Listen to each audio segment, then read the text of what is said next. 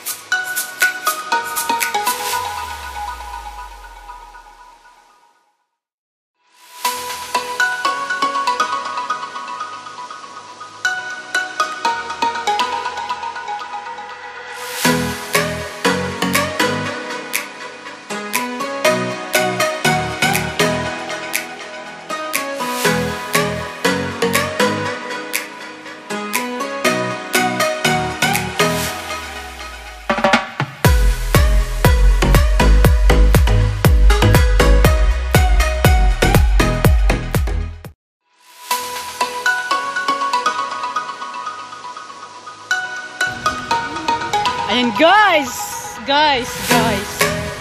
This is my best friend, oh. My best friend is alive again. Alive and alive. But she's texting while jogging.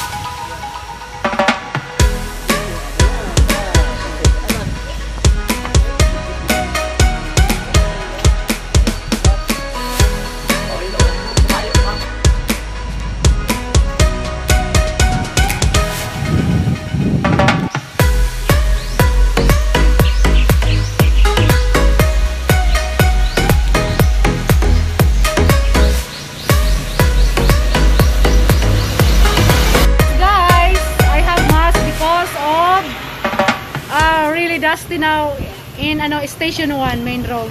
I have a friend here with me. Hi ka naman dyan, be. Kaway, kaway. Ayan guys, tatanggalin ko na guys. Ayan. Bulaga. Guys, may ibabalita ako sa inyo. Yung mga tricycle driver dito sa Boracay, yung iba na didisiplina na kasi. Ayun guys, medyo mabait na sila ngayon kasi anong tawag dito ba? Nagsibilyan yung mga pulis, no? Guys, nagsibilyan yung mga pulis, nagkukunyaring tourist, tapos hindi sila sinasakay, tapos titikitan sila doon sa unahan. Kaya medyo takot-takot na ngayon. Marami nang nahuling mga tricycle na mga e-trike na mga choosy kasi ayaw nilang magsakay ng mga yung local, gusto nila yung Korean, mga turista. Kaya yung kawawa yung mga estudyante tsaka yung mga mga lokal na taga rito na nagko-commute. Kaya yun, langak sila ngayon sa mga pulis.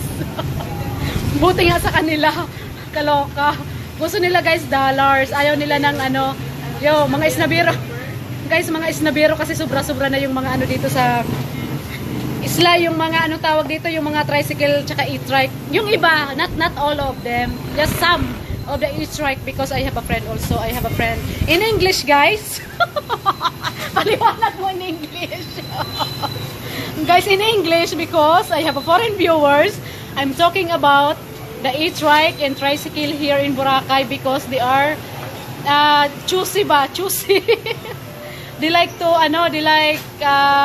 for what do you call that? Foreign tourists. They don't like Filipino because Filipino daw no money. Only small ang tawag doon, binabayan. Kaya yun guys. Ayan guys, Tagalog na lang kasi mahirap, dudugo yung ilong ko eh.